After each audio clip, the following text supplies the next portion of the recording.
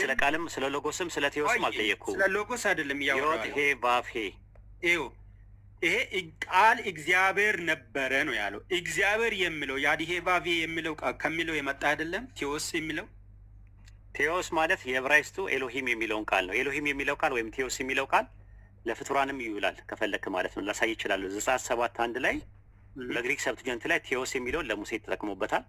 በዕብራይስጥ ኤሎሂም የሚለውን ቃል ተጠቅሞበታል። በአማርኛ ጋድ የሚለውን መጠቀም ትችላለህ። በግዕዝ ጋድ የሚለውን መጠቀም ትችላለህ። እንደዛ ነው ያለው ነገር። በጀርመንኛ ጊዩድ የሚለውን ነገር መጠቀም ትችላለህ። ዮሐንስ 1:1 ላይ ያለው በዕብራይስጥ ባይብል ላይ ኤሎሂም ይለዋል። በግሪክ ሰብትጀንት ላይ በግሪኩ ላይ ደግሞ ቴዎስ ይለዋል። በእንግሊዝኛ ጋድ ይለዋል። በግሪክኛ ደግሞ ጊዩድ ይለዋል። አሁን ጥያቄ የተነሳው ጊዩድ የሚለው ቃል ለማን አገልግሎት ላይ ይውላል ሳይሆን ዮድ ሄ ቫቭ ሄ የሚለው ከቀኝ ወደ ግራ የሚነበበው ያህዋሃ የሚለው ቃል የወልድ ስም ሆኖ ያገለገለበት ጥቅስ አለ ወይ ነው የጠየቁ። ዮሐንስ 1:1 ላይ ምንም ልታመጣ አልቻልክም። ሌላ ጥቅስ ካለ እጠብቅሃለሁ። ኦኬ እኔ እንግዲህ ይህ ቃል የተባለው እግዚአብሔር የተባለው ቃል ኢየሱስ የተባለው በስጋ ሲመጣ ኢየሱስ የተባለው ይኸው ቃል ነው። ይህ ቃል ደግሞ እግዚአብሔር ተብሏል። አልጠየኩም። አምላክ በስጋ ተገለጠ እግዚአብሔር አልጠየኩም። ስለ ቴዎስም ስለ አምላክም ስለ እግዚአብሔርም አልጠየኩም። እኔ የጠየኩ ጥያቄ ዮድ ሄ ቫቭ ሄ ያህዌ የሚለው ስም የወልድ ነው የሚል ስም ማስረጃ ትሰጠኝ ስለ ዮሐንስ 1:1 ላይ ገባ። ዮሐንስ 1:1 ላይ በኃይለ ቃል ፈልቀቅ እንኳን ማምጣት አትችልም። የለም እንደዛ የሚል ነገር የለም።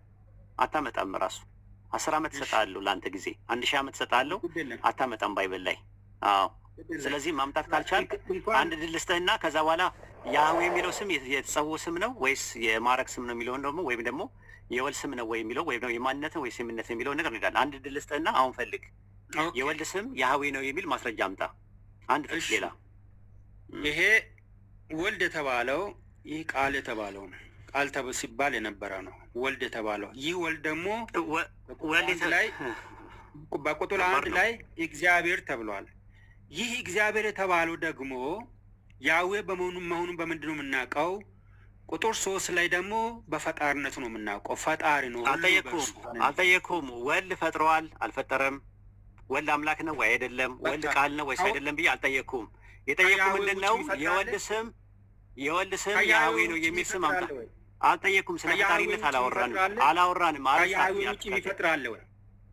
ስለመፍጠርም አንዴ ስሜታዊ አትሁን። ሰው እየታዘበ ነው። እንግዲህ ፕሮቴስታንቶች እያዳመጣችሁት ነው። አሁን አዳምጥ። ጥያቄ የወልድ ስም ዮድ ሄ ቫቭ ሄ ነው። ይኸውልህ ሰው እያዳመጠ ነው። በጣም ብዙ ሰው እያዳመጠ ነው። እየተቀዳ ነው። ዩቱብ ላይ ይሰራጫል ምናምን። ጥሩ አይደለም። ለአንተም የተጠየቀው ጥያቄ ስለ ፈጣሪነት አይደለም። የወልድ ስም ያህዌ ነው ብለሃል እና ማስረጃ አምጣ ስትባል ዮሐንስ ወንጌል 1:1 ላይ ገባ። ዮሐንስ 1:1 ላይ የሚያወራው ስለ ሎጎስና ስለ ቴዎስ ነው። ስላላቸውም ኢንተራክሽን ነው የሚያወራው። ስለ ፈጣሪነትም አልጠየቅኩም። ስለ ቴዎስና ስለ ሎጎስም አልጠየቅኩም። የጠየቅኩ ዮድ ሄ ቫቭ ሄ ከግራ ወደ ቀኝ የሚነበበው ቴትራግራማትን ወይም ያህዋሃ የሚለው የወልድ ስም ነው የሚል ማስረጃ ከኦሪት ዘፍጥረት እስከ ራዕየ ዮሐንስ ድረስ አምጣ ተብለ አንደኛ ቆሮንቶስ ምዕራፍ 8 ቁጥር 6 ላይ ገባ። ወፍ የለም። አንደኛ ጢሞቴዎስ 2:5 ላይም ስትደናበር ነበረ። አንደኛ ቆሮንቶስ 8:6 ላይ አውጣለሁ ብለህ እዛ ላይ ገብተህ ስትደናበር ነበር። እሱ ላይም የለም።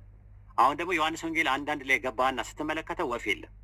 የጠየቁ ጥያቄ አሁንም የወልድ ስም ያህዌ ነው የሚል ማስረጃ ስጠኝ። አንድ እድል ልስጥህና ከዛ በኋላ ዮድ ሄ ቫቭ ሄ የሚለው የማንነት ስም ነው ወይስ የምንነት ስም ነው የሚለውን ደግሞ በቀጣይ መሄድ እንችላለን ማለት ነው። ይህንን መጀመሪያ ጨርስ።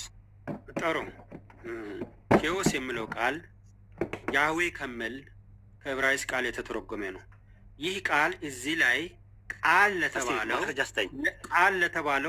ለተባለው ኢንቲቲ ገብቷል።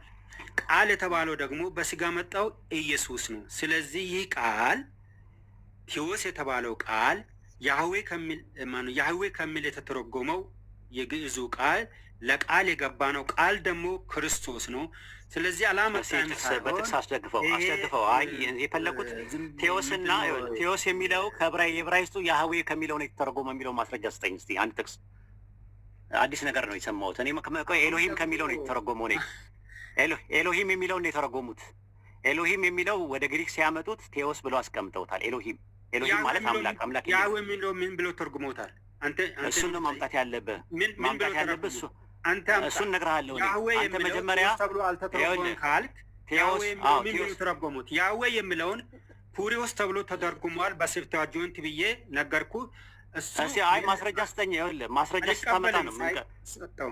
ኖ አልቀበልም አይደለም እኮ ስጠኝ እኮ አልሰጠኝም። የትኛውን ያዌ የሚለውን አልቀበልም ነው አልቀበልም አይደለም። ኧረ እንትን አትበለው፣ ወደ ጭቅጭቅ አታምጣው፣ የኮንፍሮንቴሽን አታደርገው፣ እሰጥ አገባ አታደርገው። አሁን የጠየኩት ጥያቄ ሌላ ቦታ ላይ አትሂድና ቃሉን አይቀይረውም። ኧረ ጭቅጭቅ ቴዎስ የተባለው ያዌ ከሚል ቃል የመጣ ነው።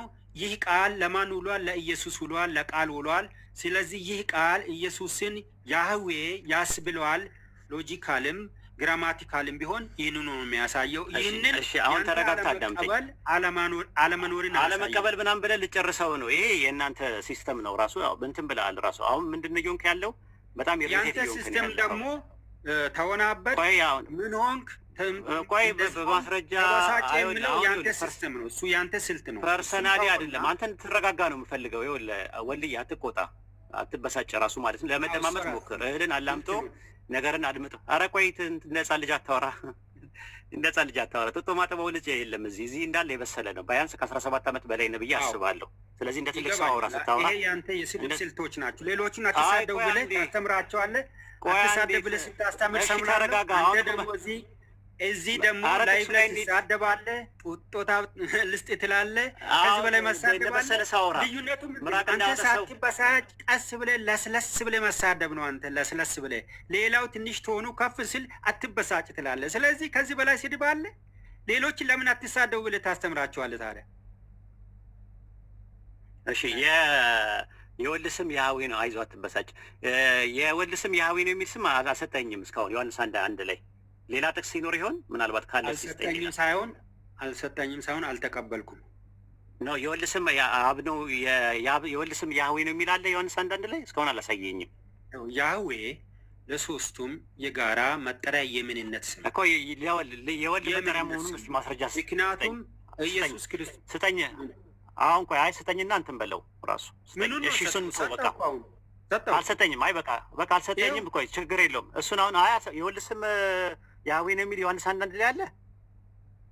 አዎ የት አለ? እስቲ አውጣ ንገረኝ። የትኛው ነው የወልድ ስም ያህዌ ነው የሚል? እግዚአብሔር አንተ ለምን ይኸውልህ ቴዎስ ነው የሚለው ቴዎስ ነው የሚለው ያህዌ አይልም። ያህዌ የሚለው ምን ተብሎ ተተረጎመ ወደ ግሪክ ሲቀየር? ምን ተብሎ ተተረጎመ? ምን እንደተረጎመ እስቲ ንገረኝ። ያህዌ የነበረው በዕብራይስጥ ያህዌ የነበረው ወደ ግሪክ ሲቀየር ምን ተብሎ ተተረጎመ? ቴዎስ አልተባለ? ሊሳሳት ይችላል ትርጉም ላይ በጣም ግሪክ ሰብቱጀንት። ቆይ አንዴ ቆይ አይደለም እነሱ ስለተሳሳቱ አልተረጎሙትም ማለት ያባት ነው። ኖ ቴዎስ ብሎ አልተረጎሙትም። ያህዌ የሚለውን ቴዎስ ብሎ አይደለም የተረጎሙት። ማስረጃ ሰጣለሁ እኔ። ማን ብሎ ተረጎሙት? ማን ብሎ? ኩሪዮስ ብሎ ተርጉሞታል። ቆይ ላሳየህ። ሲተረጉሙ ትርጉም ነው የምነግርህ። ትርጉም ሲተረጉም ትርጉም ነው ሁልጊዜም አይደል እንዴ? ከምንድን ነው የተረጎመው? ታደለ ቅድም ለምን አልቀበልም? ቆይ አይደለም ኩሪዮስ የሚለው ቃል እዛ ጋር የተጠቀመበት ቃል ኩሪዮስ የሚለው ቃል ሳራ አብርሃምንም ኩሪዮስ ብለዋለች። የጠየቅኩ ጥያቄ ኩሪዮስ የሚለው ቃል አይደለም፣ ትርጉም አይደለም የጠየቅኩ እኔ ኦሪጂናል የጠየቅኩ።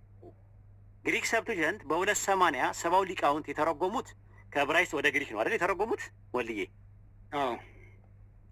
ወደ ግሪክ ሰብቱጀንት ሲተረጉሙት ከግሪኩ ከዕብራይስጡ ነው የተረጎሙት አይደለ?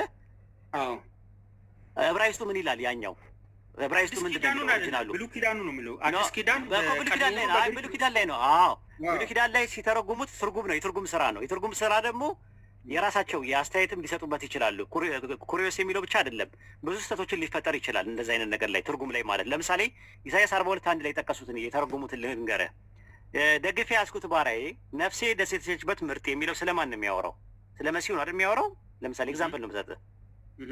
ግሪክ ሰብቱጀንት ሲተረጉሙት ምን ብለው ተረጉሙት? ያንን ጥቅስ ታውቃለህ? አላወኩም። ደግፌ ያዝኩት ባሪያዬ ያዕቆብ ነፍሴ ደስ የተሰኘችበት እስራኤል አለ። ስለማን ነው የሚናገረው? ስለ መሲሁ ነው ወይ ስለ እስራኤል ነው የሚያወራው? ጥቅሱ 42:1 ስለ መሲሁ። ለምንድን ነው እስራኤልና ያዕቆብ ብለው የጨመሩበት? ልክ ናቸው። እስራኤልና ያዕቆብ ብለው ለምን ጨመሩበት? ዕብራይስጡ ላይ የሌለ ነገር ግሪክ ሰብቱጀንቱ ላይ ሲጽፉ ለምንድን ነው የጨመሩበት? እስራኤልና ያዕቆብ ብለው። ኦኬ እሱን እንጃ አላነበብኩት እኮ። እሱ ነው የምልህ ትርጉም ነው። አየህ ትርጉም ነው። አሁን የምናወራውን እናንተ በትርጉም ስራ ላይ አይደለም። ብሉይ ኪዳን ላይ የተጻፈው በዕብራይስጥ ቋንቋ ነው ወልዬ። አዲስ ኪዳን የተጻፈው ደግሞ በግሪክ ኮይኔም በሚባል ነው የተጻፈው። አሁን አንተ የጠየቁ ጥያቄ ምንድነው? የወልድ ስም ዮድሄ ቫብሄ ነው ያህዌ ነው የሚል ባይብል ላይ ማስረጃ ስጠኝ አልኩ። ማምጣት ያለብህ የወልድ ስም ያህዌ መባሉን ዮድሄ ቫብሄ ወልድ ስለመባሉ የሚያሳይ ማስረጃ ማምጣት አለብህ። እስካሁን ድረስ አላመጣህም። ከኦሪት ዘፍጥረት እስከ ራዕየ ዮሐንስ ድረስ ቢኖር ኖሮ እስካሁን ታመጣ ነበረ። ለወደፊቱ አጥናና የወልድ ስም ያህዌ ነው የሚል ካለ የቤት ስራ ውሰድበትና ከዛ በኋላ ታመጣለህ ማለት። አሁን ወደ ቀጣዩ